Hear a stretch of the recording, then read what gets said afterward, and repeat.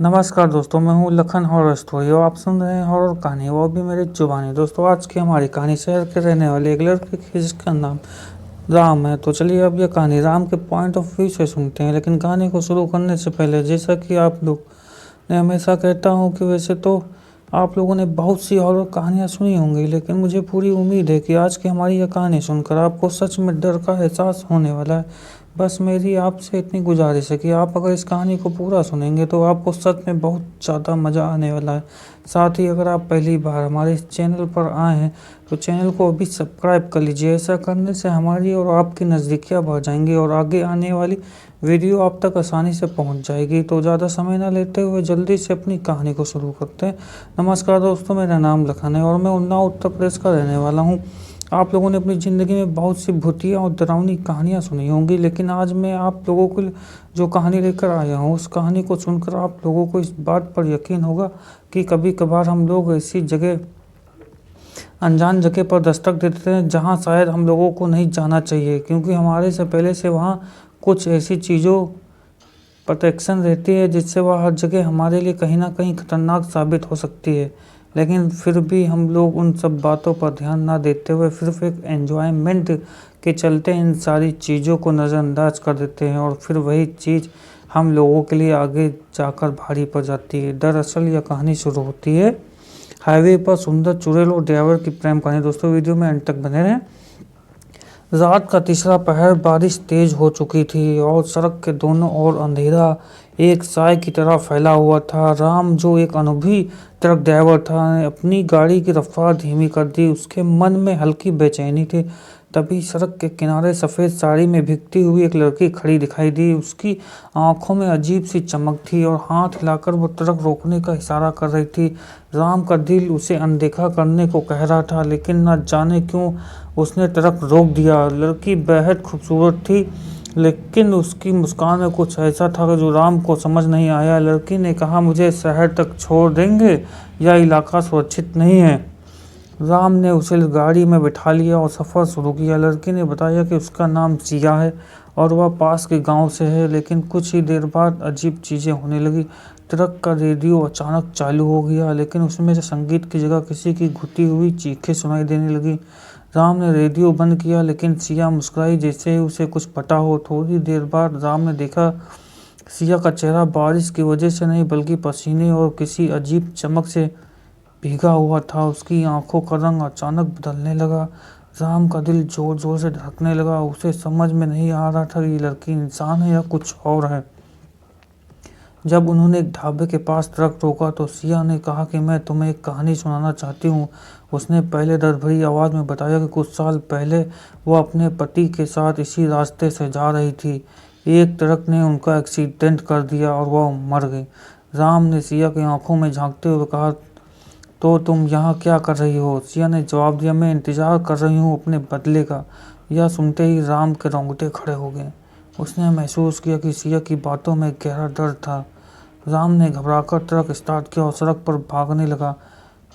लेकिन कुछ ही मिनटों बाद उसने ट्रक के शीशों में देखा कि सिया ट्रक के बाहर हवा में तैर रही है। उसकी आंखें खून की तरह लाल हो गई थीं। उसने चीखते हुए कहा, तुम भी उन्हीं में से एक हो जिन्होंने मेरा सब कुछ छीन लिया। राम को अचानक याद आया, वह उस रात इसी रास्ते पर था जब सिया का एक्सीडेंट हुआ था। वह ट्रक राम का ही था। राम ने पूरी ताकत लगाकर ट्रक रोक दिया और नीचे उतारकर माफ़ी मांगने लगा। लेकिन सिया ने कहा, तुम्हारी माफ़ी से मेरी आत्मा को शांति नहीं मिलेगी। अचानक वह गायब हो गई। राम पसीने से भीगा हुआ बैठा रहा। तभी उसे एक बूढ़ा आदमी सड़क के किनारे बैठा दिखाई दिया। उसने राम को देखकर कहा, वो चुड़ैल थी, हर उस इंसान का इंतजार करती है जिसने उसकी मौत में हाथ था। बूढ़े आदमी ने कहा कि इस हाईवे पर ऐसी कई कहानियां हैं, लेकिन जो सच है वो जानने की हिम्मत किसी में नहीं है। राम के दिमाग में बीती घटनाएं बिजली की तरह करोड़ रही थी। वह हाईवे से हटकर एक छोटे से गांव के होटल में रुका। उसकी आंखें खुली हुई थीं, लेकिन दिमाग थका हुआ और उलझा हुआ था। उसने कई सालों तक इस बात को भुलाने की कोशिश की थी।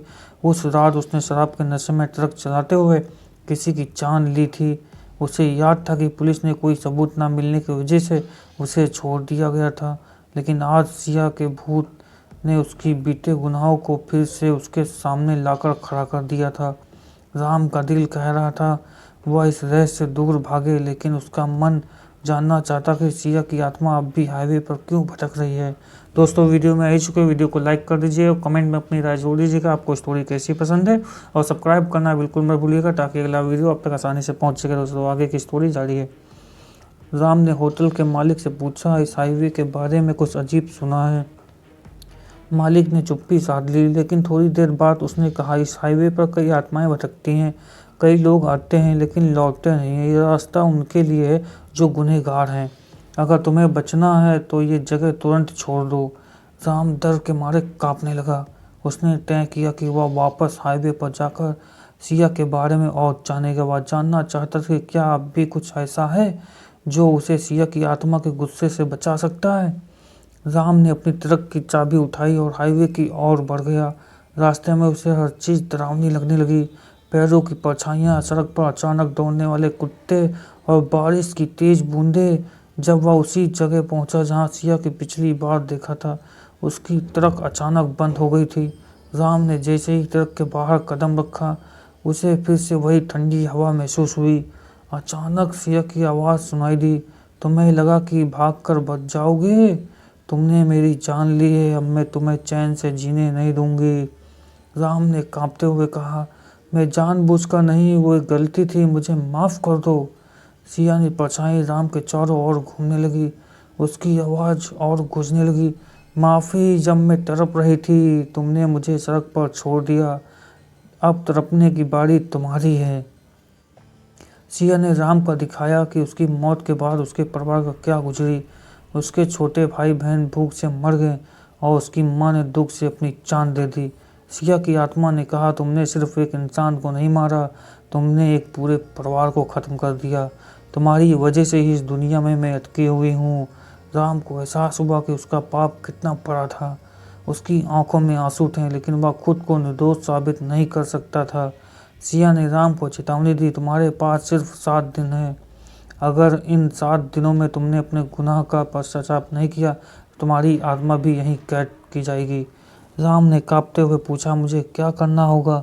सिया ने कहा, उस रात जो सच हुआ था उसे सबके सामने लाओ। उन सभी को सजा दिलवाओ जो इसमें शामिल थे, वरना मैं तुम्हें हर रात याद दिलाऊंगी कि तुमने क्या किया। राम ने सिर झुकाकर कहा, मैं कोशिश करूंगा। सिया की परछाई गायब हो गई, लेकिन राम का सफ़र मुश्किलों और रहस्यों से भरा था। उसे यह समझना था कि वह अपनी जान बचाने के लिए क्या करेगा। सिया की चेतावनी के बाद राम के पास सिर्फ 7 दिन थे। वो जानता था अगर उसने इस समय भीतर कुछ नहीं किया तो उसकी आत्मा भी सिया की तरह भटकने के लिए मजबूर हो जाएगी। पहले दिन से ही उसने अपने गुनाहों को स्वीकारने और पश्चाताप करने की योजना बनाना शुरू कर दी। राम ने अपनी पुरानी साथी सूरज को फ़ोन किया, जो उस रात उसके साथ था। सूरज ने उसे समझाया, उस रात हमने पुलिस को पैसे देकर मामला दबा दिया था। अगर तू ये सब खोलेगा तो हम दोनों फंस जाएंगे। लेकिन राम को अब डर के आगे बढ़ चुका था। उसने सूरज को चेतावनी दी, अगर तूने सच छिपाने की कोशिश की तो तेरे साथ भी वही होगा जो मेरे साथ हो रहा है। राम ने पुलिस स्टेशन जाकर आत्मसमर्पण करने का फैसला किया। उसने इंस्पेक्टर को सारी कहानी बताई। उस रात मैं शराब पीकर गाड़ी चला रहा था। सड़क पर सिया का परिवार था। मैं गाड़ी संभाल नहीं पाया और मैंने उन्हें टक्कर मार दी और मैं डर गया और भाग गया। इंस्पेक्टर ने कागजात पलटते हुए कहा, ये केस वर्षों से बंद हो चुका है, लेकिन अगर तुम्हारे पास सबूत हैं तो फिर इसे खोला जा सकता है। राम ने सिया के परिवार का पता ढूंढने की कोशिश की। उसे पता चला कि सिया की मां की मौत के बाद उनके घर को एक जमींदार ने हड़प लिया था। उसके छोटे भाई का भी कहीं कोई पता नहीं था। 5वें दिन जब राम हाईवे से गुजर रहा था, उसकी ट्रक अचानक बंद हो गई।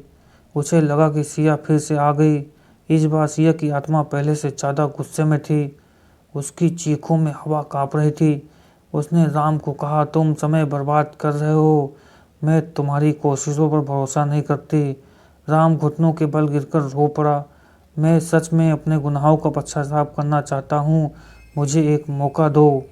सिया थोड़ी देर चुप रही, फिर कहा तुम्हें सिर्फ सच के सामने लाने का मौका मिलेगा, लेकिन याद रखना अगर तुमने झूठ बोला या कोशिश अधूरी छोड़ी तो तुम्हारी आत्मा कभी शांति नहीं मिलेगी। 7वें दिन राम ने सिया के परिवार के लिए एक स्मारक बनवाने की घोषणा की। अपने गुनाहों को सार्वजनिक रूप से स्वीकार किया। उसने स्थानीय समाचार पत्र और टीवी चैनलों को बुलाकर अपने अपराध की पूरी कहानी बताई। उसने कहा, मैंने एक गलती की थी जिसने कई जिंदगियां तबाह कर दी। मैं जानता हूं कि यह मेरी आत्मा को बचाने के लिए पर्याप्त नहीं है, लेकिन मैं सज़ा भुगतने के लिए तैयार हूं। पुलिस ने उसे गिरफ्तार कर लिया और उसे सज़ा सुनाई, लेकिन उस रात जेल के अंदर उसे सिया का सपना आया। सिया ने कहा, तुमने जो किया उससे परिवार को वापस नहीं लाया जा सकता, लेकिन तुम्हारा सच मुझे शांति दे रहा है। मैं अब इस दुनिया से विदा ले रही हूँ। रहस्य का अंत या नई शुरुआत। राम को लगा कि सिया की आत्मा मुक्त हो गई है, लेकिन जब वह जेल की खिड़की से बाहर देख रहा था तो उसने हाईवे के पास एक और सफ़ेद साड़ी पहने महिला को खड़ा देखा। उसकी आंखों में भी अजीब चमक थी। राम का दिल जोर से धड़कने लगा। उसने सोचा, क्या ये नई आत्मा है या फिर सिया की कोई अधूरी कहानी। दोस्तों, वीडियो का अंत हो चुका है। वीडियो में आ ही चुके हो तो वीडियो को लाइक कर दीजिए। कमेंट में अपनी राय जरूर लिखिएगा। स्टोरी आपको कैसी पसंद है, आपको उस प्रकार की स्टोरी मिल जाएगी। दोस्तों, सब्सक्राइब करना बिल्कुल ना भूलिएगा ताकि अगला वीडियो आप तक आसानी से पहुंच जाए।